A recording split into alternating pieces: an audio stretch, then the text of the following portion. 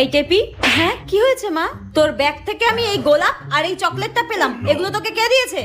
এগুলো মায়ের হাতে কি করছে? হ্যাঁ, কাল স্যার আমাদের এক্সাম নিয়েছিল আর আমি ওই এক্সামে খুব ভালো রেজাল্ট করেছি, তাই আমরা যারা যারা ভালো রেজাল্ট করেছি স্যার আমাদেরকে একটা করে গোলাপ ফুল আর একটা করে ক্যাডবেরি দিয়েছে মা। হ্যাঁ, তুই ভালো রেজাল্ট করেছিস বলে স্যার তোকে এই গোলাপ আর এই চকলেটটা দিয়েছে? হ্যাঁ, বাহ। ওই দেখ, বলতে না বলতে তোর স্যার ফোন করেছে। দাঁড়া দাঁড়া, ধরি ধরি। যেখানে বাঘের ভয় সেখানেই সন্ধে হয়। স্যার ফোন করছে কেন?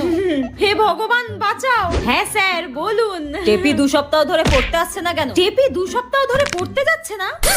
কিন্তু স্যার, কালকে তো আমার মেয়ে টেপি আপনার কাছে পড়তে গিয়েছিল। আপনি সরস্বতী পুজোর দিনও এক্সট্রা ক্লাস নিয়েছেন, পড়িয়েছেন। আমার মেয়ে ভালো রেজাল্ট করেছে বলে আপনি ওকে গোলাপ ফুল চকলেট দিয়েছেন, তাই না? কালকে তো আমি কাউকে পড়াইনি।